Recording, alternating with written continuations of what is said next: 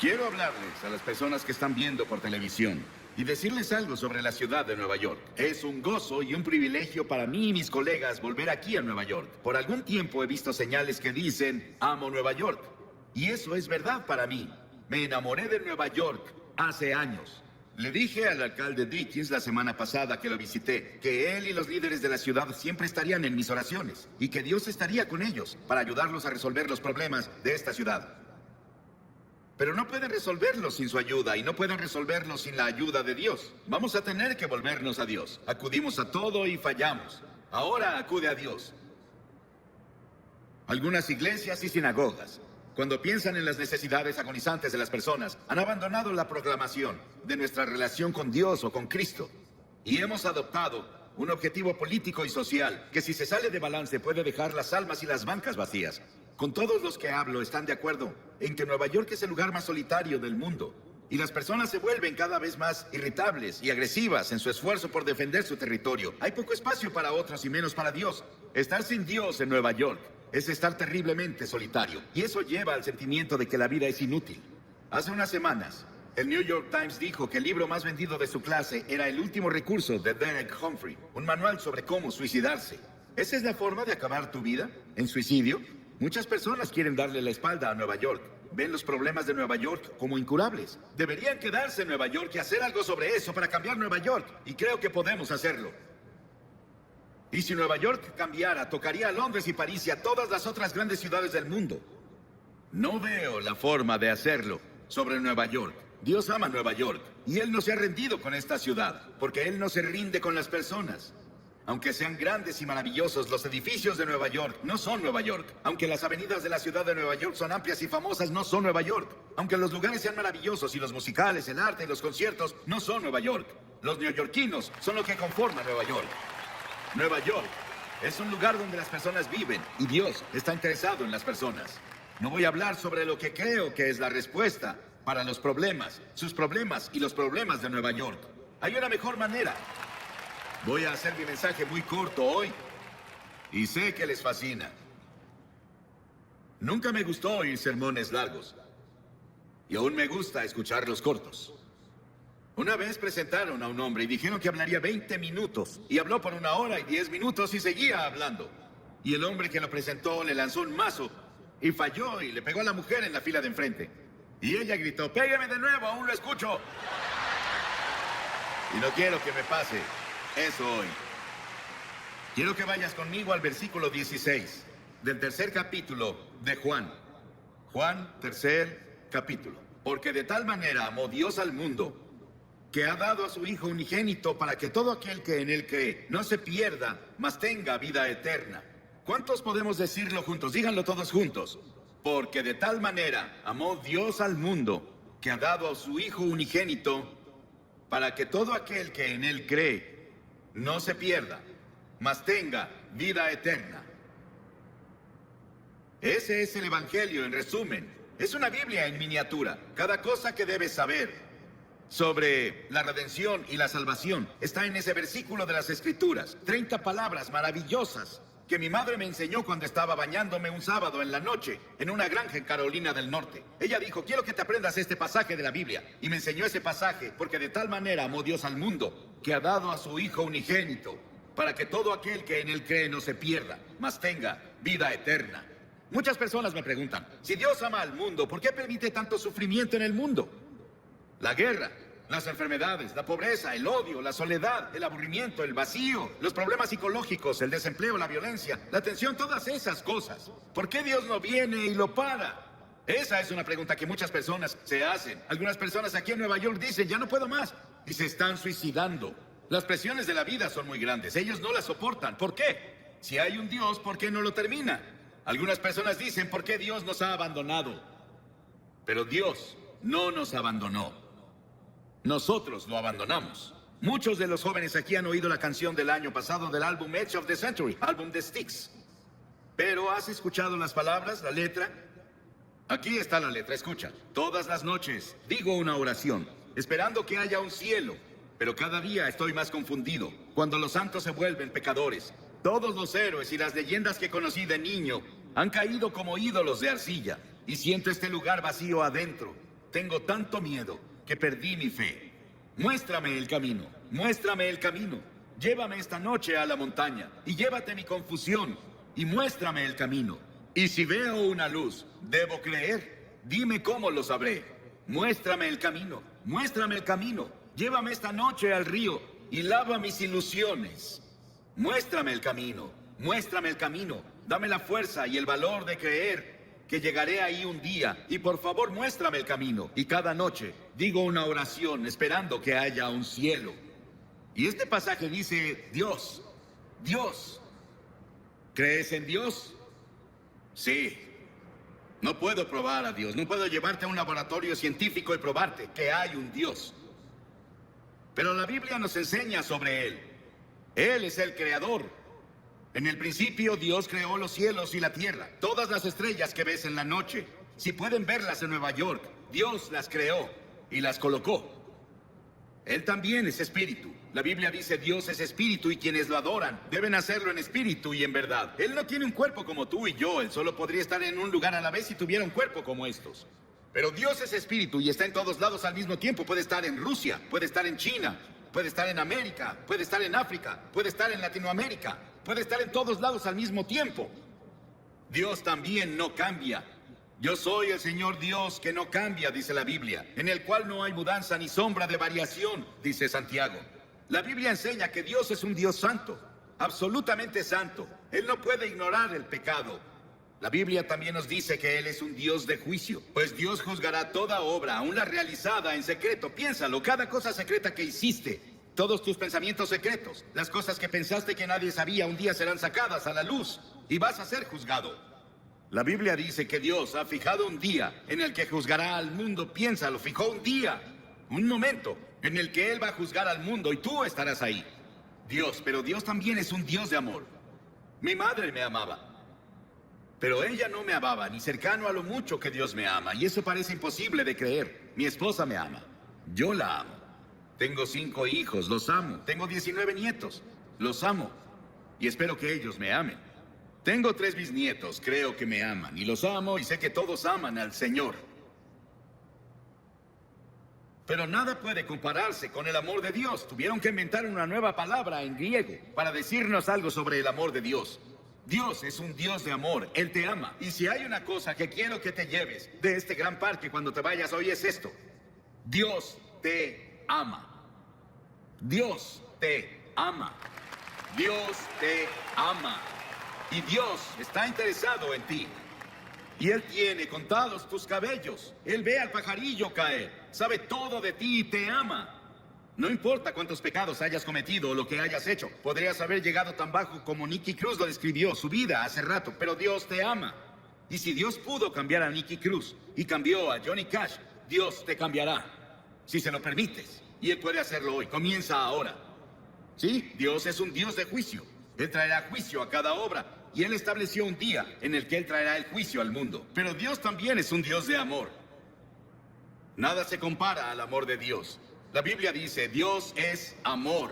Sí, los he amado con amor eterno, dice Jeremías. Y por esa razón Dios creó al hombre. ¿Te has preguntado por qué estás aquí? ¿Por qué Dios creó los humanos? ¿Y cuál es el propósito de los humanos? Dios te creó porque Él es un Dios de amor. Y Él quería que otras criaturas en el universo pudieran elegir amarlo también. Entonces, Él creó al hombre, Adán y Eva. Él los puso en un paraíso perfecto. Y creemos que se localizaba en un país que ahora se llama Irak, en la cabeza del Golfo Pérsico. Mucho de la Biblia se escribió en Irak, Nínive, Babilonia, Ur de los caldeos, de donde viene Abraham. Y Abraham es el padre de los judíos, de los cristianos y del pueblo islámico. Abraham es alguien a quien vemos como el principio. Él venía de Irak y es la razón por la que había mucho interés en Irak durante la guerra del Golfo. Por eso muchos libros fueron escritos en la Biblia sobre el Golfo. Y Dios creó al hombre y lo puso en el jardín del Edén, un ambiente perfecto, un paraíso perfecto. Y Dios le dio al hombre una elección. Dios dijo, quiero que tengas todo el fruto del jardín, salvo un árbol. No puedes comer de ese árbol. Dios probó al hombre. Y Dios dijo, si comes de ese árbol, vas a romper mi ley. Vas a sufrir y morirás. Y el hombre rompió la ley de Dios. Dios le dio el libre albedrío para elegir, y el hombre eligió rebelarse contra Dios. Escuché un talk show en la tele el otro día, pude escuchar a casi todos. Discutían qué está mal con la naturaleza humana. ¿Por qué las personas hacen las cosas que hacen? ¿Por qué las personas cometen los crímenes que hay? ¿Por qué las personas dicen mentiras? ¿Por qué hay tantos celos? ¿Por qué hay tantos problemas en el mundo? Es porque el hombre está enfermo. Y la enfermedad se llama pecado. ¿Cuál es la principal causa de la guerra? El crimen, el engaño y el fraude. ¿Por qué debemos tener hospitales y cárceles, con barrotes en las ventanas y fuerzas policíacas y fuerzas militares? Nuestros problemas sociales básicamente son morales y espirituales. Y los problemas morales requieren una solución religiosa. Todos estos problemas indican que algo está mal con la naturaleza humana. Las personas esperan que la tecnología o la fuerza política nos salven. Pero Dios dice, tu problema está en tu corazón. El primer pecado que se cometió fue cometido en un paraíso. Es un problema del corazón. Jesús dijo, porque del corazón salen los malos pensamientos, los adulterios, la fornicación, los homicidios, los robos y las calumnias. La Biblia dice en Romanos 6, la paga del pecado es muerte. La Biblia dice, pecado es romper la ley. ¿Qué ley? La ley de la conciencia. ¿Has ido en contra de tu conciencia? Cometiste un pecado. ¿Alguna vez has roto alguno de los 10 mandamientos? Eres pecador. No has cumplido los requerimientos del sermón de la montaña. Eres un pecador. No cumplimos lo que Dios requiere.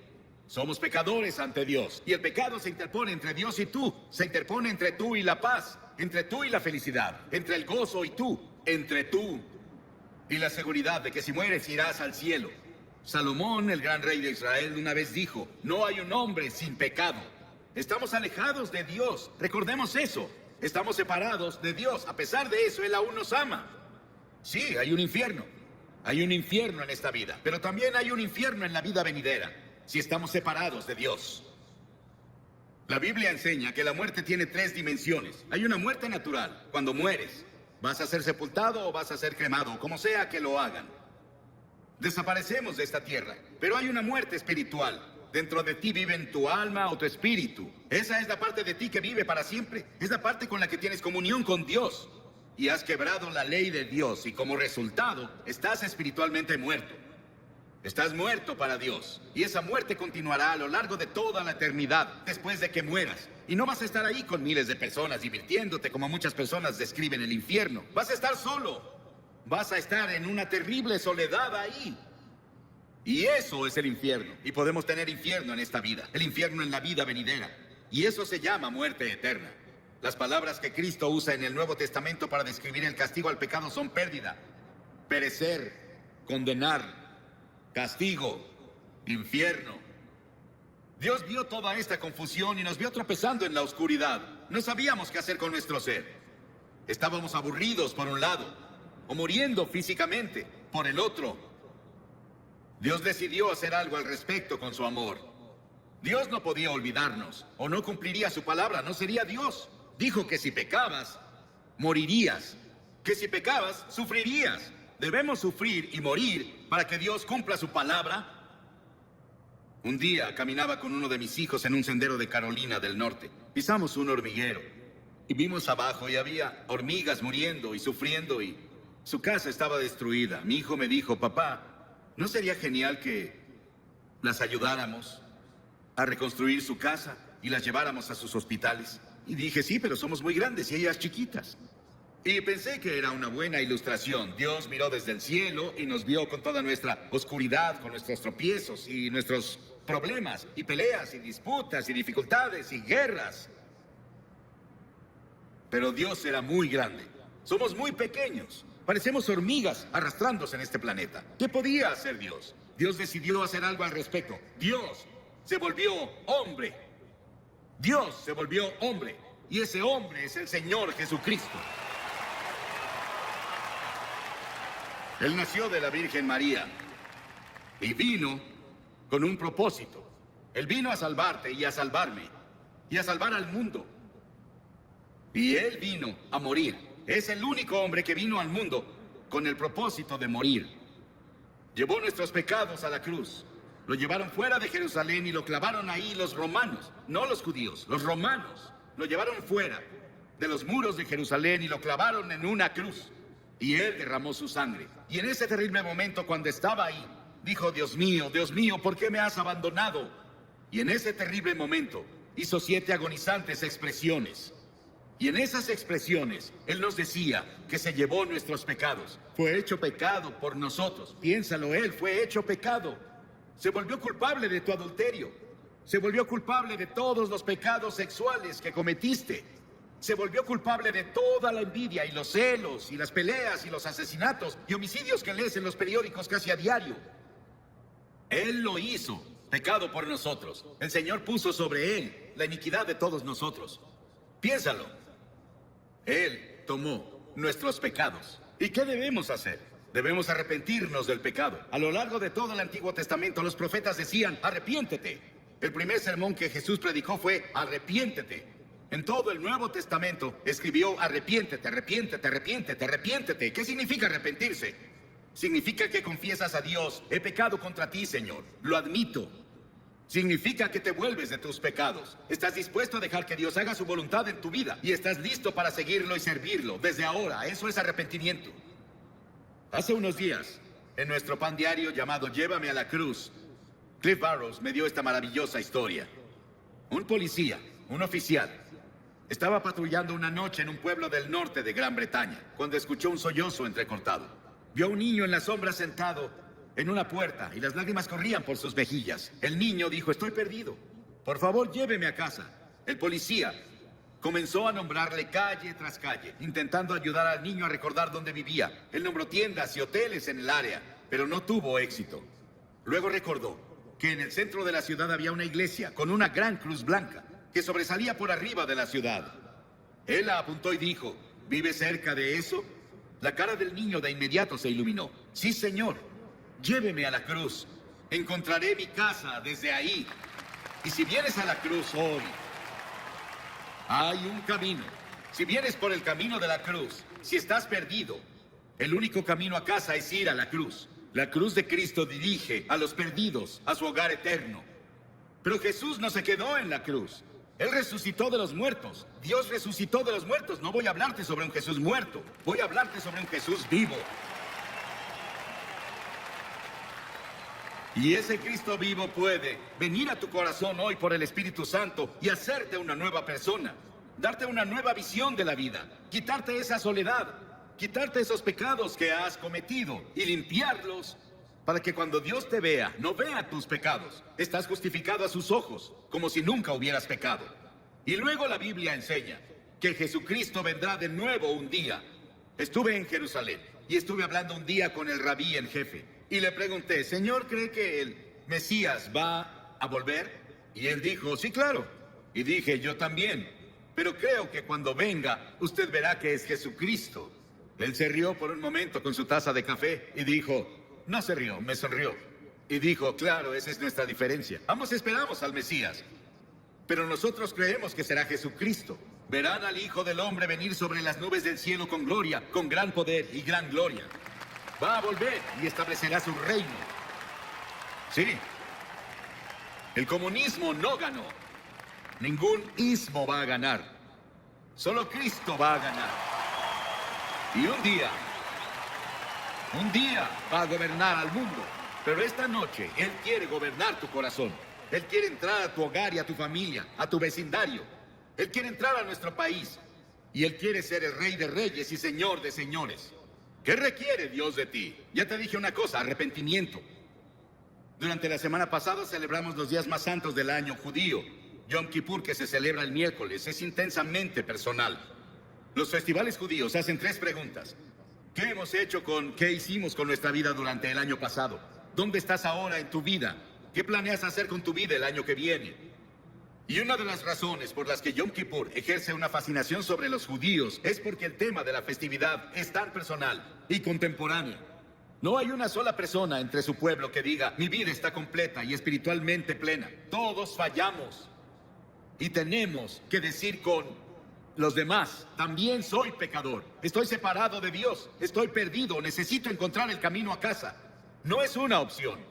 Es un mandamiento. En Hechos 17, el apóstol en su sermón dijo, Dios manda a todos los hombres de todas partes que se arrepientan. Piénsalo, Dios lo manda. Es un mandamiento que te arrepientas. ¿Te has arrepentido? ¿Estás seguro? Si no te has arrepentido de tus pecados, nunca verás el interior del reino de los cielos. Entonces ven por fe. Por gracia han sido salvados, por fe y no por obras, para que nadie se jacte. Nunca podrás ganarte entrar al cielo. Debes ir por fe en Cristo. Y vienes por la gracia de Dios. La gracia significa algo que no mereces. No puedes ganártelo. Vienes por fe a Él. Así fue conmigo. Con la fe de un niño. Dirás, Billy, esas cosas son tan simples.